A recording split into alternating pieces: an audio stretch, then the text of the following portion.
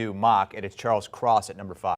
Yeah, and again, get the big guys off the board. The talented big guys, you get them off the board because those guys are usually, when you draft them at these premium spots, most of the time they're plug and plays and they last a long time. They're usually really good players. And I think the Giants have Andrew Thomas playing left tackle. Charles Cross has played left tackle, so they're going to have to make a decision who goes to right tackle. They tried to get Matt Pert. They drafted him. He hasn't worked out, so I think you have to address the offensive line. All we do when we watch the Giants is what? Watch Daniel Jones take a beating. He just gets brutalized back there. So if you're going to try and do something with him this year, get better on the offensive line. I think this kid is the guy that can help them. John Mary talked about it, not providing him enough to help him out.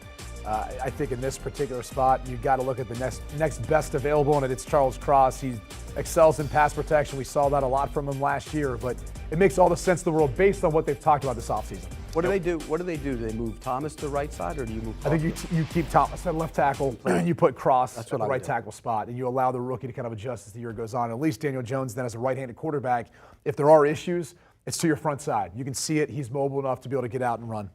To the Giants, who are up once again at 7. Pete had him going offensive line with Charles Cross at 5.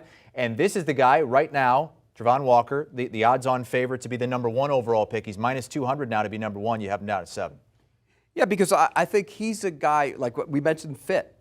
I don't think he fits in Jacksonville. I think he would fit with the Giants. He could step in there. They like guys that can do a lot of different things on the defensive line. He's not really an edge rusher, although I think he can be an edge rusher at times. I think he put his hand on the ground. He can get down and rush from the inside.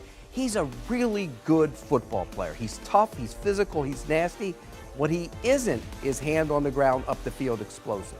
Have that explosion, and I think that's the concern with him, but he's going to be a good football player for a long time. I'll just put it this way. I heard from someone during the course of the season about Travon Walker, started watching him more and more, and you can see all the ability. You see the upside. You see the measurables, the way he performed, and how he pops on film at times. What you just put out there right now, though, is true.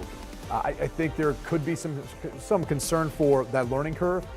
His development, too, as far as how fast he can get up to speed. I mean, he's risen a lot over the course of this past offseason compared to where we were a year ago. We're having this conversation about who would be potentially one of the top picks. His name was not involved in this group. So, but heard during the course of the season that this was a guy that the Giants probably be looking at, too. And so it makes a lot of sense. And I think if they could get Charles Cross and Travon Walker, you're going a long way in solving some of the issues you've got right now. You know, when you watch Walker, there are moments where you go, oh, wow. But there are a lot of moments where at times he looks like the 3rd or 4th best defensive lineman on the field for that team.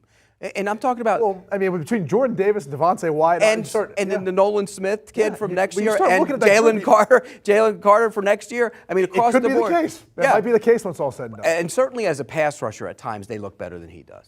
Yeah, he's still got some development, and that's the bottom line. But he's a good football. He's a tough kid. It is still amazing, though, that he is the odds-on favorite, the only player that you have to pay juice for to be the number 1 overall pick at minus 200 there. Pete has him going 7th to the Giants. Let's go. Do you want a sports network that delivers everything that matters about the game? The highlights, the picks, the instant analysis, no yelling, no fake debates, no politics. Hit the subscribe button and never miss a moment.